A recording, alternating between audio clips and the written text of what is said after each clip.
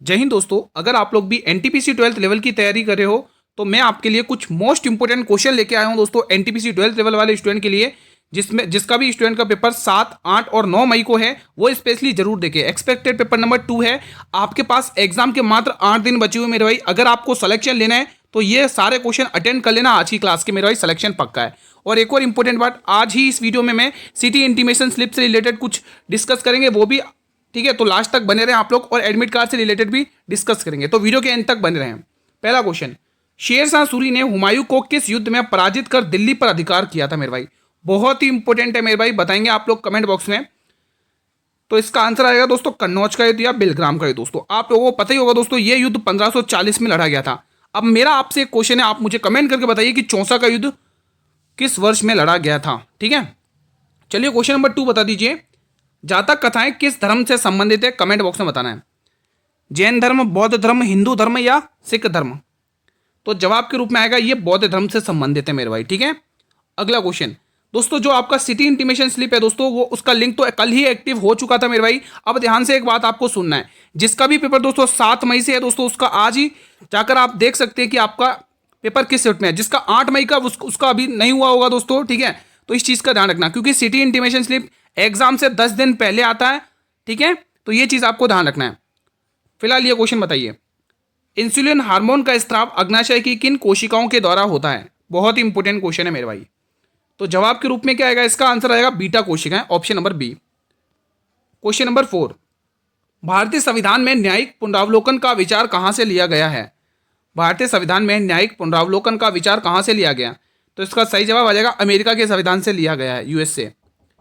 किस युद्ध के बाद ईस्ट इंडिया कंपनी को बंगाल, बिहार और ओडिशा की दीवानी के अधिकार प्राप्त हुए थे मेरे भाई? वो कौन सा युद्ध था? बहुत इंपॉर्टेंट क्वेश्चन है दोस्तों। अगर आपको याद हो तो 22 अक्टूबर, याद रखना एग्जाम में पूछेगा। 22 अक्टूबर 1764 का, ये आपको बक्सर का युद्ध ध्यान रखना मेरे भाई। ठीक है, तो B option will be the right answer. अब मेरा आपसे ये क्वेश्चन है, आप मुझे बताइए कि वांडीवास का युद्ध किस वर्ष में लड़ा गया था? अगला क्वेश्चन, ये क्वेश्चन बताएंगे, बहुत ही इंपॉर्टेंट है।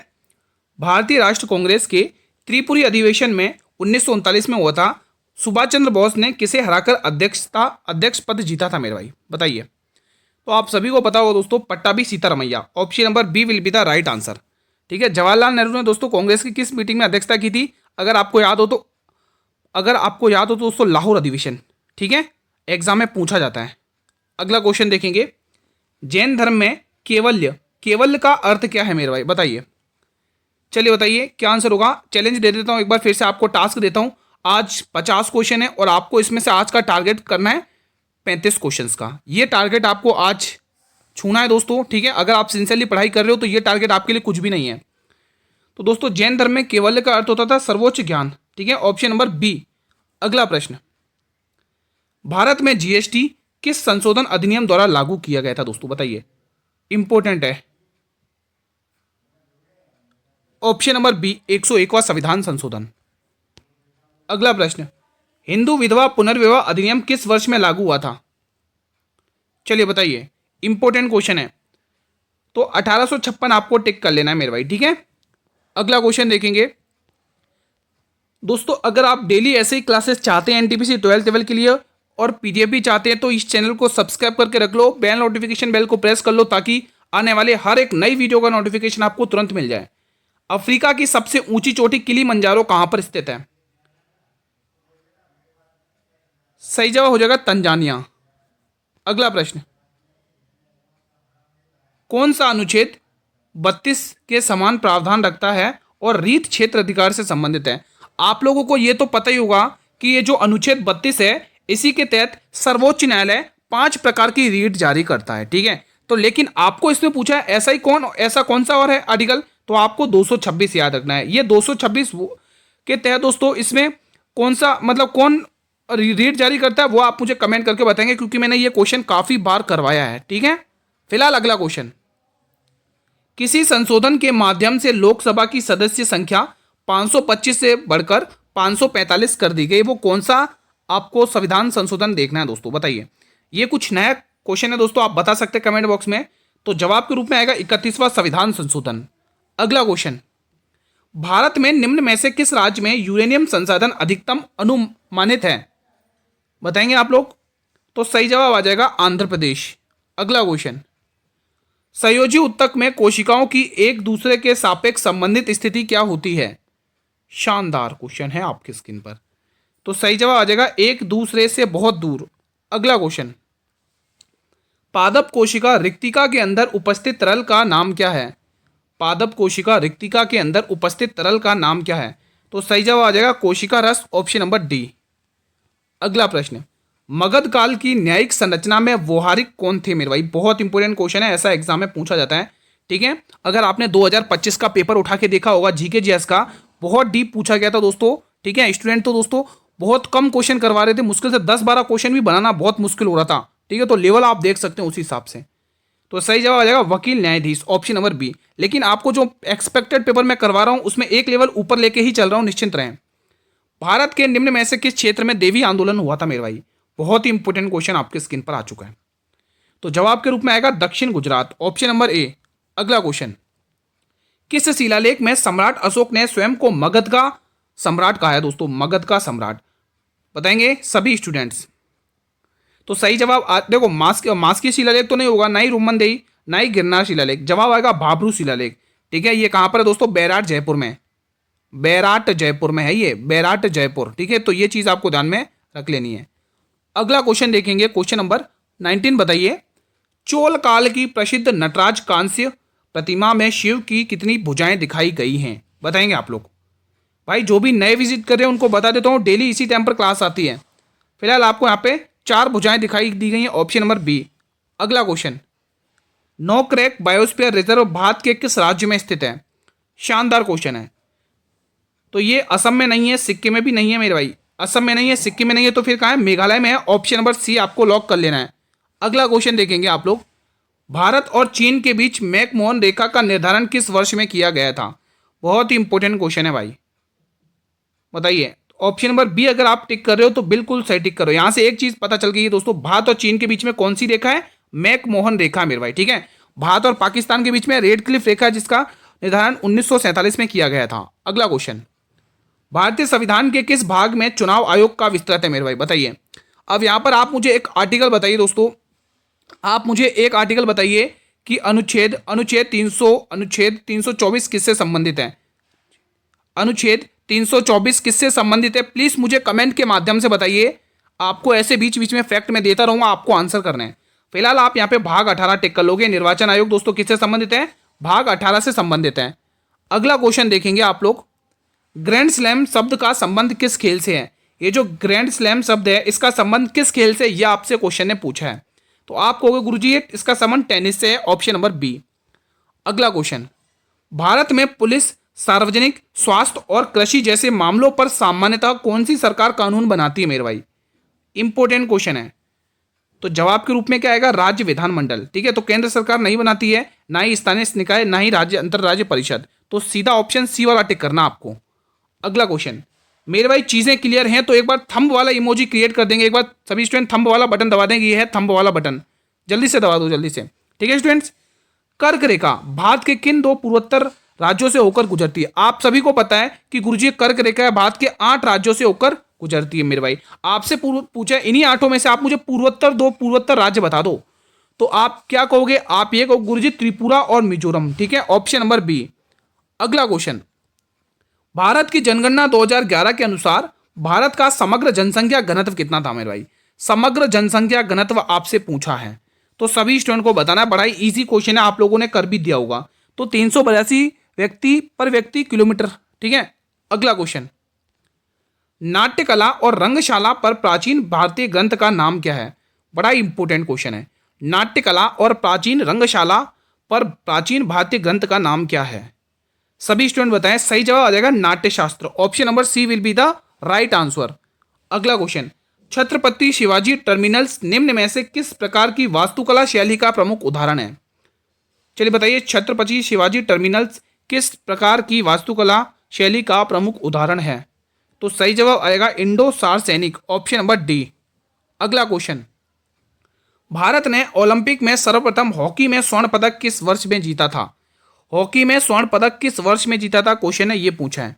तो जवाब के रूप में आएगा 1928 में मेरे भाई। ठीक है, तो यहाँ पे आपको डी वाला ऑप्शन बिल्कुल सही टिक कर लेना है। ठीक है, अब मुझे आप बताइए कि जो दूसरा गोलमेज सम्मेलन हुआ था, दूसरा गोलमेज सम्मेलन, बीच बीच में ऐसे फैक्ट पूछूंगा मैं आप सभी से, दूसरा गोलमेज सम्मेलन किस वर्ष में हुआ था, प्लीज मुझे कमेंट बॉक्स में बताइए।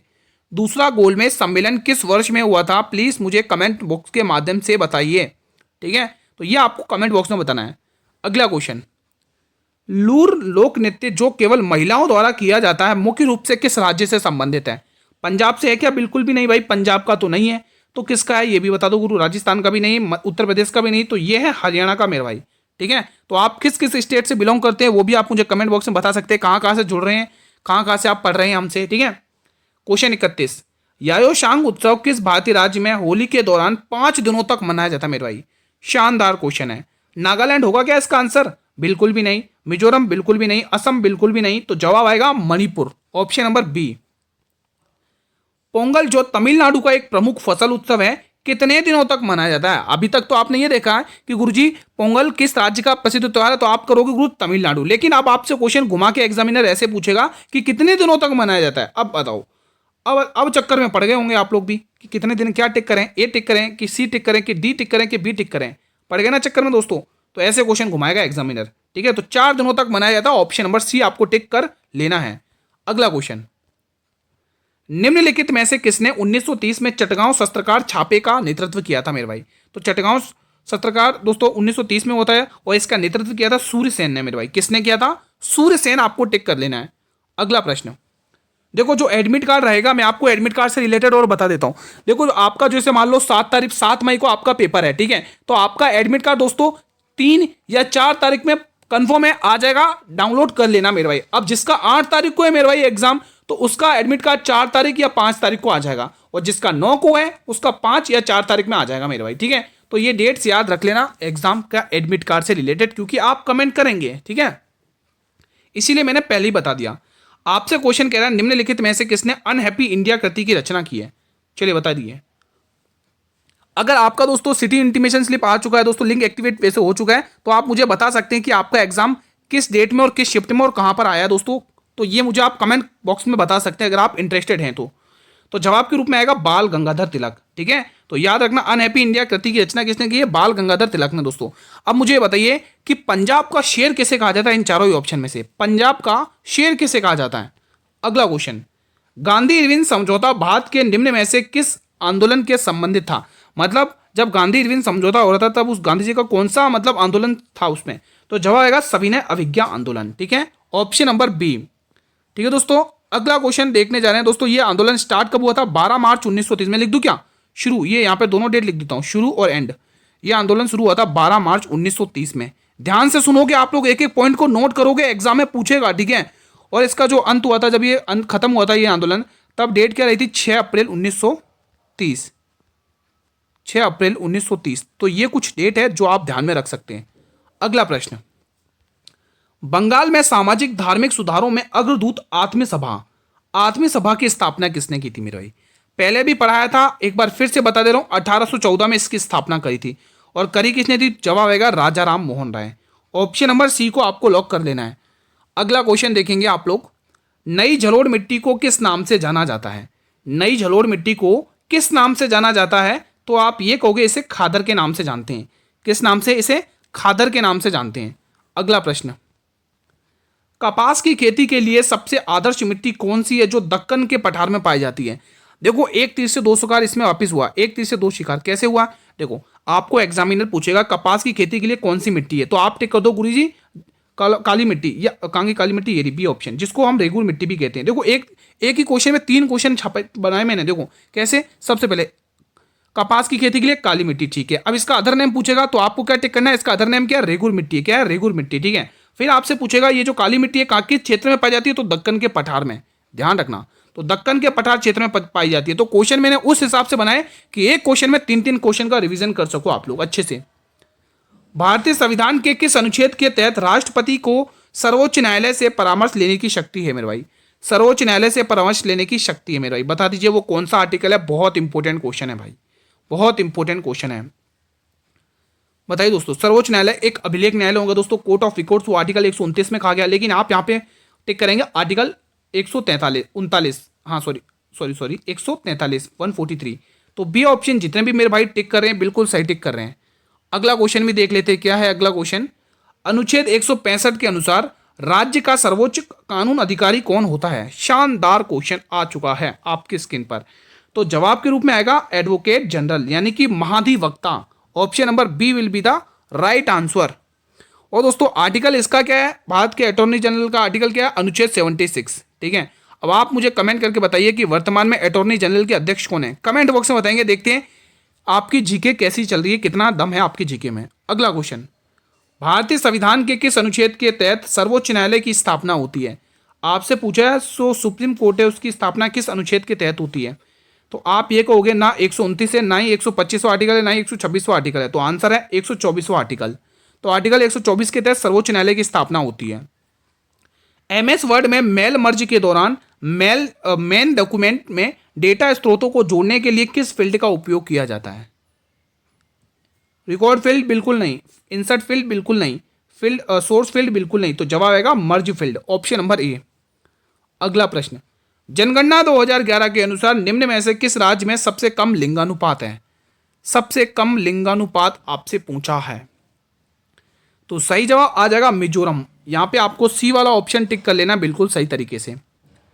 कश्मीर घाटी निम्न में से किन दो पर्वत श्रेणियों के बीच में स्थित है?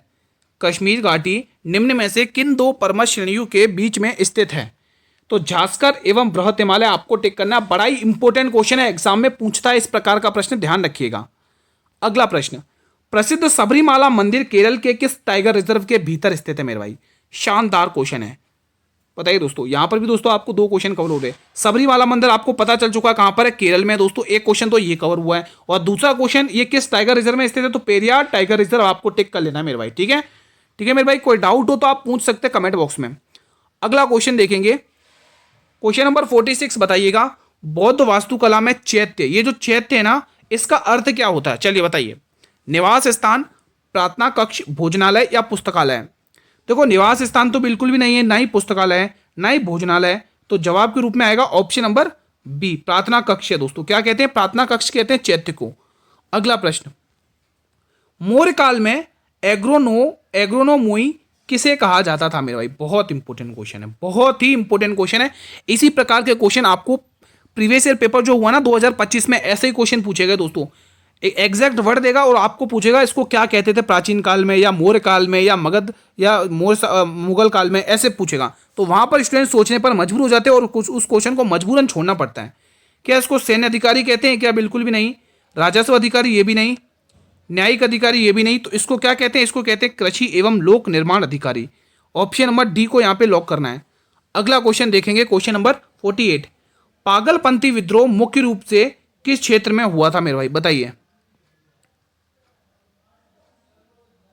बताइए इसका आंसर सभी स्टूडेंट्स। तो ये बंगाल में हुआ था। अब मैं आपको कुछ क्वेश्चन यहीं पर दे रहा हूं। सबसे आप मुझे बताइए संथाल विद्रोह कहां पर हुआ था? कल की क्लास में मैंने पढ़ाया था, कल या परसों वाली क्लास में मैंने पढ़ाया था। जल्दी से बताइए संथाल विद्रोह कहां पर हुआ था, किस क्षेत्र में हुआ था? ये आप मुझे कमेंट बॉक्स में बताएंगे। आप मुझे कुकी विद्रोह बताइए, कुकी विद्रोह आप मुझे बताएंगे कुकी विद्रोह कहां पर हुआ था। ठीक है, कहां पर आपको जगह का नाम बताना है। और आप मुझे बताइए कि ये जो संथाल हो गया, मुंडा विद्रोह कब हुआ था? मुंडा विद्रोह, ठीक है। वैसे तो इसके नेतृत्वकर्ता पूछते, अगर आपको पता है, अच्छे जीके में दम है, तो आप नेतृत्वकर्ता के नाम भी दे सकते हैं। मुंडा विद्रोह भी आप मुझे कमेंट बॉक्स में बताएंगे मुंडा विद्रोह कहां पर हुआ था। ठीक है, तो जो भी क्वेश्चन होमवर्क में दिए प्लीज मुझे कमेंट बॉक्स में बताइएगा। मुझे आपके कमेंट का बेसब्री से इंतजार रहेगा कि देखते हैं कितने स्टूडेंट इनके आंसर किए, कितने स्टूडेंट सिंसियरली पढ़ रहे हैं। गुलामगिरी भाई पुस्तक के लेखक कौन है? गुलामगिरी, तो गुलामगिरी पुस्तक के लेखक वही हैं जिनकी पत्नी भारत की पहली महिला शिक्षिका थी। मैं बात कर रहा हूं सावित्रीबाई फुले की। तो आंसर आएगा ज्योतिबा फुले। तो बी ऑप्शन यहां पर टिक कर लेना है। गुलामगिरी पुस्तक के लेखक कौन है? ज्योतिबा फुले। अब यहीं पर मुझे प्रार्थना समाज की स्थापना किसने की, मुझे बताइए। मुझे कमेंट बॉक्स में बताइए प्रार्थना समाज की स्थापना किसने करी। सभी स्टूडेंट से निवेदन है, please answer in the comment box if you know the answer. अगर आपको आंसर आता है तो आप अपनी राय कमेंट बॉक्स में दे सकते हैं। फिलहाल क्लास का अंतिम प्रश्न देखेंगे, क्वेश्चन नंबर 50वां, जैसा मैंने कमिटमेंट किया था लास्ट स्टार्टिंग में ही। ठीक है, तो हाल में इंद्रम्मा परिवार जीवन बीमा योजना किस राज्य सरकार द्वारा शुरू की गई है? चलिए बताइए, इंपॉर्टेंट क्वेश्चन है ये, मार्च 2026 का क्वेश्चन है, करंट है एकदम लेटेस्ट। सभी स्टूडेंट को कमेंट बॉक्स में आंसर करना है। कर्नाटक होगा क्या? बिल्कुल नहीं, ना ही आंध्र प्रदेश होगा, ना ही छत्तीसगढ़ होगा। तो आंसर क्या होगा? आंसर तेलंगाना होगा मेरे भाई। क्या होगा? तेलंगाना। आपको टिक कर लेना ऑप्शन नंबर बी। ठीक है, तो फिलहाल आज का सेशन मैं ये पर वाइंड अप करता हूँ। ये छोटी सी वीडियो, मैं पूरी उम्मीद करूंगा कि आपको इस छोटी सी वीडियो में बहुत सारे क्वेश्चंस का रिवीजन हो चुका होगा। प्लीज मुझे अपना स्कोर बताइए ईमानदारी से, ठीक है। और आप मुझे ये जरूर बताइएगा, अगर देखो वैसे तो ये जो सिटी इंटीमेशन स्लिप का लिंक है वो एक्टिव हो चुका है, ठीक है। जिसका 7 को पेपर है वो मुझे कमेंट करके बता सकते हैं कि आपका पेपर किस डेट और किस शिफ्ट में आया है मेरे भाई, ठीक है।